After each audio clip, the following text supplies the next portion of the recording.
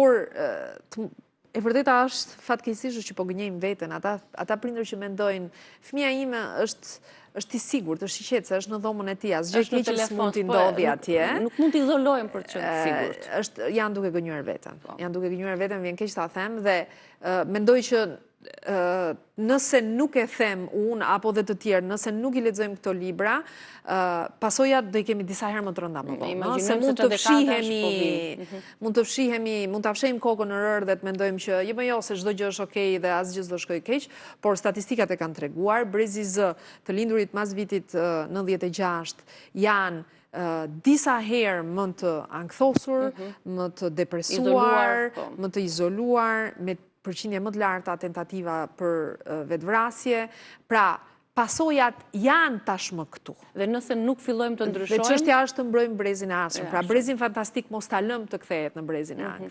Do ishte shumë mirë që këto diskutime, përveç se në media të diskutohen dhe të ktheheshin në diskutime dhe në shkolla, kam përshtypjen do të ishte një... Ne do ta sugjerojmë patjetër. Edhe unë kam ndërmend të shkoj dhe ta prezantoj vetë librin në disa shkolla që mund të jenë interesuara, sepse dua vërtet që edhe të shoh se si mendojnë fëmijët edhe e di që do më bëjnë ndoshta me gjasa oponencë, po do doja vërtet të kisha një dialog me ta, që t'ishte si një shkëndije parë dhe pastaj ta vazhdojnë këtë dialog me prindrit në familje. Do ishte shumë mirë. Vetë si ja ke dalë, si prind, si nën, me fëmijët e tu? Po, i ke dhënë atyre telefon rinë në internet, si e ke fituar këtë betejë? Unë kam dy, njëri djali është 12, vajza është 6, ajo që është 6 vjeç as diskutohet që jo. Djali për një kohë të gjatë vetmi pasion që ka pasur, jo i vetmi pasion, po e vetmi dëshirë që ka pasur për ekranet ka qenë që të luante me videolojra. Dhe aty ka pasur një limit kohor, dhe përdorte celularin e tjatit. Pastaj, mbushi 12 vjeç, patëm një dramë në shtëpi sepse tha jam i fundit në klasë që nuk ka telefon dhe më pengon të koordinohem.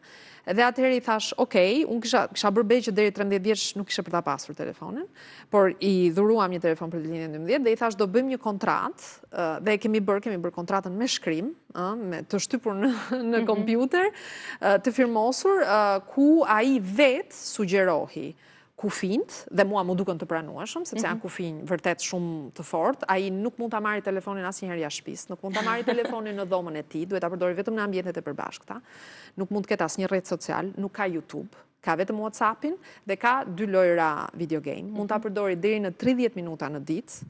Është me monitorim nga unë, pra unë shoh se çfarë bën ai në telefonin e tij gjithmonë.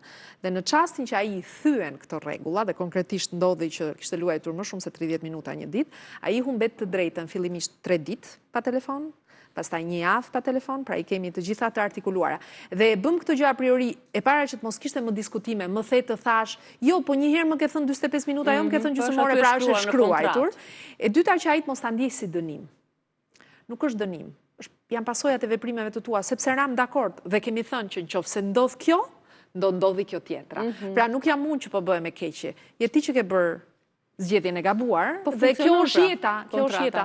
Ai është shumë i lumtur sepse më në fund e thash, fitoi një betejë të jashtëzakonshme, mori telefon një vit para se ja kishim taksur. Por po i përmbahet telefonit dhe po moderohet dhe ta shohim se si do vazhdoj, po që unë jam besim plot që me bashkëbisedima, e përsëris, nuk ju imponova unë, e thash shkruaj ti, cilat ti mendon se duhet jenë kufijt, dhe vetë më tha, nuk dua ta përdor më shumë se gjysmore në ditë, po gjysmore në ditë do më lësh që të luaj.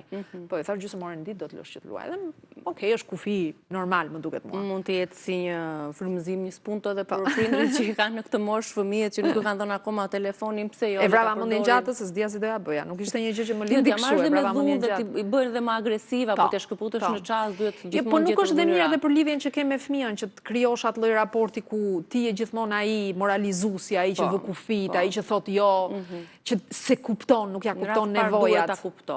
Duhet ta kuptoj dhe të marrë dhe vetë këto vendimet.